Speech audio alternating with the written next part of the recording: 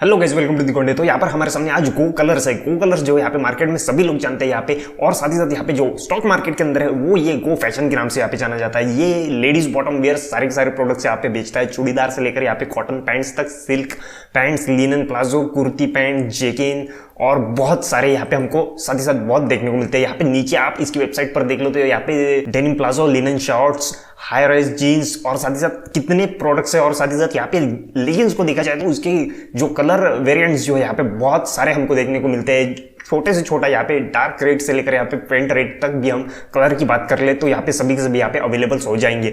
तो ये सारी बातें हो गई इस गो कलर्स के बारे में, गो फैशन के बारे में। यहाँ पे तो इसका जो आईपीओ हाल ही में लिस्ट हुआ है, पिछले महीने ही, यहाँ पे 2-3 महीने हुए इसको लिस्ट होकर। तो साथ ही साथ हम यहाँ पे आज इसकी सभी बातें जानेंगे कि किस तरीके इसका आईपीओ आया था, किस तरीके की इसकी लिस्टिंग रही थी, आगे कैसे वर्क करेगा, कैसे परफॉर्म करेगा, किस तरीके के रिटर्न देगा यहाँ पे। तो आप लोग एक काम करो, वीडियो को आगे एंड तक देखते रहो, स्टेप बाय स्टेप समझेंगे। तब तक आप लोग एक काम करो, वीडियो को लाइक करो, चैनल को सब्सक्राइब करो, बेल आइकन को हिट करो, और इस वीडियो से रिलेटेड कोई भी क्वेश्चन या क्वेरी होगी तो नीचे कमेंट आप लोगों ने जरूर करना है। और लाइक इसलिए करना है क्योंकि आने वाला नेक्स्ट वीडियो बनाने के लिए हमको थोड़ा सा मोटिवेशन यहाँ पे मिल जाता है। तो लाइक जरूर कर देना इस वीडियो को।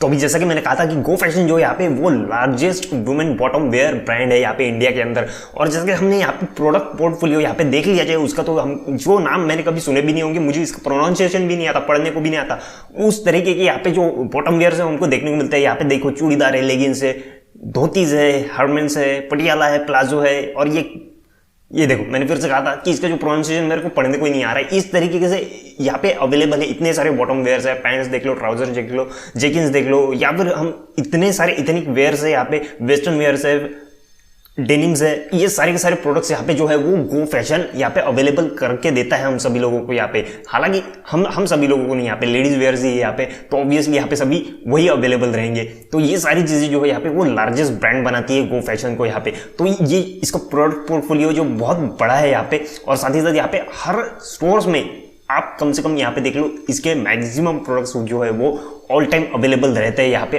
अलग अलग कलर वेरिएंट्स में यहाँ पे। तो ये एक बहुत अच्छी बात है गो फैशन के बारे में यहाँ पे। लेकिन यहाँ पे दूसरी तरफ से यहाँ पे हम एक मार्केट की साइड से यहाँ पे देख ले कि ये कंपनी किस तरीके से है, क्या काम करती है, किस तरीके का इसका फाइनेंशियल्स है, और किस तरीके से आगे परफॉर्म कर सकती है, किस तरीके से मार्केट के अंदर हमको रिटर्न दे सकती है। ये सारी चीजें हम आगे और वीडियो में बात करेंगे स्टेप बाय स्टेप।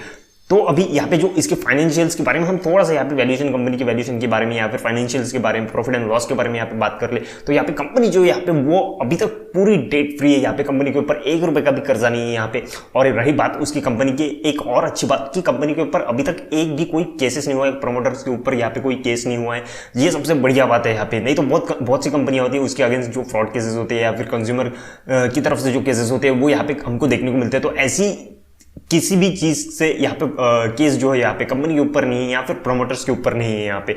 और दूसरी बात यहाँ पे जैसा कि मैंने कहा था कि कंपनी जो यहाँ पे टोटली डेट फ्री है, तो यहाँ पे ये एक कंपनी ऐसी है कि कैश रिच कंपनी है यहाँ पे। कंपनी के पास अच्छा खासा कैश फ्लो भी है यहाँ पे। और अभी यहाँ पे जैसे कि मैंने कहा था कि इसका जो आईपीओ अभी 3-4 महीने पहले ही यहाँ पर आया था, तो उसकी इशू प्राइस जो यहाँ पे वो कितनी थी, यहाँ पे 690 रुपए की इसकी इशू प्राइस थी। और जो इसकी लिस्टिंग प्राइस थी यहाँ पे, जो मार्केट में जिस दिन ये लिस्ट हुआ था वो यहाँ पे 1300 रुपए के आसपास इसकी प्राइस थी यहाँ पे। तो बहुत ही अच्छा खासा यहाँ पे 90 के आसपास यहाँ पे इसका प्रीमियम हमको देखने को मिला था यहाँ पे। तो बहुत ही अच्छा खासा यहाँ पे प्रीमियम दिया था उसने, डबल करके दिया था यहाँ पे इन्वेस्टर्स का पैसा।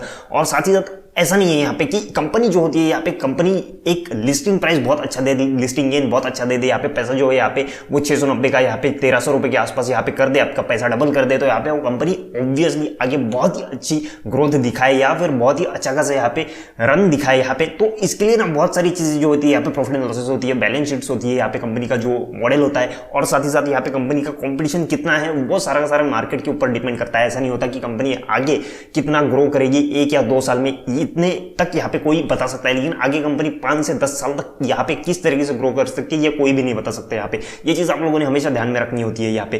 तो जिस तरीके से मार्केट के अंदर ये गेन देता है, लिस्टिंग गेन देता है, और आगे किस तरीके से परफॉर्म करता है, ये सारी चीजें यहाँ पे आप लोगों ने ध्यान में रखना बहुत जरूरी होता है। और इस तरह की कंपनी जो होती है यहाँ पे, इसका जो स्टडी होता है यहाँ पे, क्वार्टरली स्टडी और साथ ही साथ यहाँ पे एनुअली स्टडी भी इसका करना बहुत जरूरी होता है।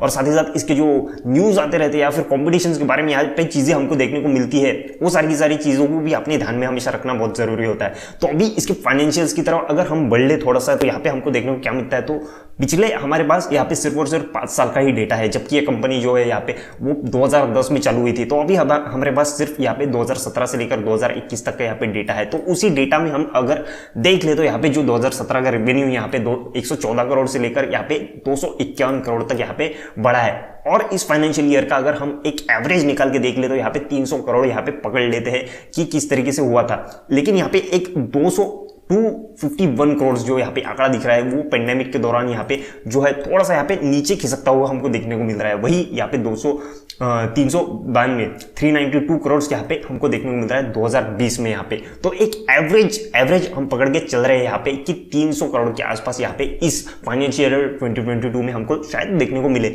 लेकिन यहाँ पे कंपनी का जो एक्चुअल यहाँ पे प्रॉफिट हमको नेट प्रॉफिट हमको देखने को मिल रहा है वो यहाँ पे 30 करोड़ 53 करोड़ इसके आसपास ही यहाँ पे देखने को मिल रहा है, जो कि इस साल तो यहाँ पे फाइनेंशियल ईयर 2021 में माइनस में घाटे में जाती हुई दिख रही है। तो आने वाले जो एक फाइनेंशियल ईयर 2022 का जो आंकड़ा होगा वो जब सामने आ जाएगा तो एक चीज यहाँ पे क्लियर हो जाएगी, कंपनी एक्चुअल में किस तरीके का प्रॉफिट यहाँ पे जनरेट कर रही है। और जैसा कि मैंने कहा था कि इस तरह की कंपनी जो होती है यहाँ पे इसका जो आंकड़ा होता है यहाँ पे वो हर क्वार्टरली रिजल्ट में देखना बहुत जरूरी होता है। और साथ ही साथ यहाँ पे एक कंपनी को वॉच करते रहना भी बहुत जरूरी होता है। ऐसा नहीं होता कि कंपनी के अंदर कि एकदम से 5 साल का हम एक एवरेज निकाल के रख दे कि हाँ ये कंपनी इतना बढ़ेगी। तो इस तरह की कंपनी को हर वक्त हर क्वार्टरली रिजल्ट्स को वॉच करना जरूरी है, हर साल इसका एनुअल रिपोर्ट देखना भी बहुत जरूरी होता है। ये चीज भी आप लोगों ने हमेशा ध्यान में रखनी चाहिए। तो अब ये तो फाइनेंशियल ईयर के आंकड़े हो गए यहाँ पे पिछले साल तक के, लेकिन इस क्वार्टर के हम पिछले 2 क्वार्टर के भी यहाँ पे देख ले या फिर 3 क्वार्टर के भी देख ले। यहाँ पे हमारे पास सितंबर 21 और दिसंबर 21 के अवेलेबल है यहाँ पे आंकड़े। तो उस वक्त यहाँ पे 112 करोड़ 142 करोड़ यहाँ पे आंकड़ा हमको देखने को मिल रहा है रेवेन्यू का हर क्वार्टर के अंदर, पिछले 2 क्वार्टर के अंदर यहाँ पे। तो वो भी यहाँ पे बहुत अच्छा खासा है यहाँ पे पिछले दिसंबर 2020 के मुकाबले यहाँ पे। तो ये आंकड़ा एक बहुत अच्छी तरीके से हमको यहाँ पे देखने को मिल रहा है। लेकिन साथ ही साथ यहाँ पे जो प्रॉफिट है वो भी बहुत अच्छा खासा देखने को मिल रहा है, जो कि पिछले साल यहाँ पे एनुअल जो रिपोर्ट हमारे पिछले साल का था यहाँ पे 2021 का फाइनेंशियल 2021 का जो माइनस में दिख रहा था, हमको घाटे में दिख रही थी कंपनी थोड़ी सी यहाँ पे, वही हमको यहाँ पे आगे चल के यहाँ पे थोड़ा सा प्रॉफिट यहाँ पे नेक्स्ट मंथ में जो एनुअली एक रिजल्ट हमारे सामने आएगा वो उसमें बहुत अच्छा खासा यहाँ पे परफॉर्म करते हुए देखने को मिल सकती है। तो ये सारी बातें हो गई यहाँ पे प्रॉफिट एंड लॉसेस से लेकर यहाँ पे एनुअल रिपोर्ट से लेकर हम क्वार्टरली रिजल्ट्स तक यहाँ पे सब कुछ चीजें यहाँ पे देख चुके हैं। और जैसे कि मैंने कहा था कि इसके क्वार्टरली रिजल्ट हर वक्त इस तरीके की कंपनी के देखते रहना बहुत जरूरी है, एनुअल रिपोर्ट भी देखते रहना बहुत जरूरी है। लेकिन अभी बात आती है यहाँ पे कॉम्पिटिशन की, और यहाँ पे जब कॉम्पिटिशन यहाँ पे कपड़ा मार्केट के अंदर आती है तो बहुत आप लोग को पता है कितने सारे ब्रांड्स यहाँ पे लाइन में लगे हुए हैं। लेकिन यहाँ पे एक चीज इसको यहाँ पे यूनिक ऐसे बनाती है कि मतलब जैसा कि मैंने कहा था कि ये लेडीज वेयर है, यहाँ पे लेडीज वेयर के इसमें भी यहाँ पे ये बॉटम वेयर से यहाँ पे सिर्फ बॉटम वेयर यहाँ पे बेचते हैं। तो ये एक यूनिक चीज है यहाँ पे, ये चीज आप लोगों ने यहाँ पे ध्यान में रखनी चाहिए। लेकिन साथ ही साथ यहाँ पे जब कंपटीशन आता है तो बहुत सी चीजें यहाँ पे मैटर करती है यहाँ पे। तो जैसा कि मैंने कहा था कि इसका जो एक स्टोर खोलने के मामले में ये कंपनी जो है यहाँ पे बहुत ही आगे है। मतलब कि एक सिटी के अंदर यहाँ पे 30-50 स्टोर्स एक सिटी के अंदर यहाँ पे खोल के रखी है इस कंपनी ने यहाँ पे। खाली मुंबई के अंदर यहाँ पे सिर्फ और सिर्फ खाली मुंबई के अंदर 50 स्टोर्स इसने खोल के रखे हुए यहाँ पे। लेकिन इसका जो बिजनेस मॉडल है यहाँ पे वो खुद का नहीं है यहाँ पे, मतलब खुद यहाँ पे फ्रेंचाइजी देती है, इस तरीके का इसका बिजनेस मॉडल है यहाँ पे। खुद के स्टोर से यहाँ पे खोल के नहीं रखे है। ये एक चीज यहाँ पे मुझे थोड़ी सी निगेटिव लगी। जब इसके खुद के स्टोर से यहाँ पे खुलने लगेंगे तो वो एक चीज और पॉजिटिव और स्ट्रांग होंगी इस कंपनी के बारे में यहाँ पे।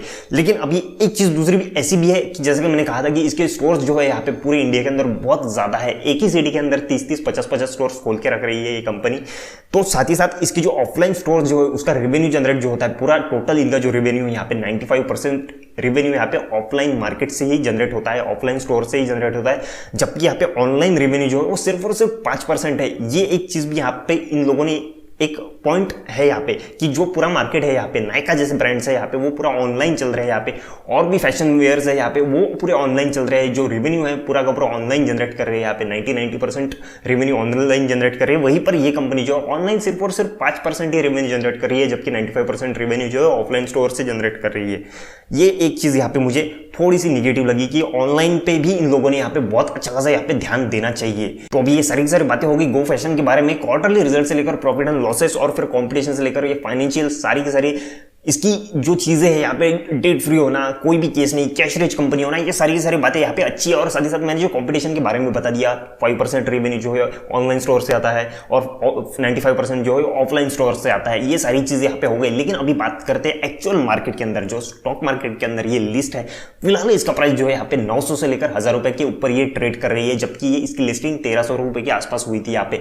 तो ये चीज अभी भी सस्ती नहीं हुई है। ये जो हमको आंकड़ा दिख रहा है यहाँ पे कि 1300 रुपए के ऊपर यहाँ पे लिस्ट हुआ था, अरे बाप रे, अभी तो ये 900-1000 रुपए के ऊपर ट्रेड कर रहा है यहाँ पे, थोड़ा सा सस्ता हो गया। तो लेकिन मुझे उस हिसाब से भी अभी भी ये सस्ता नहीं लग रहा है यहाँ पे, थोड़ा सा अभी भी ये डाउन होगा, 800 रुपए के आसपास यहाँ पे पहुंच जाएगा, 850 रुपए के आसपास पहुंच जाएगा।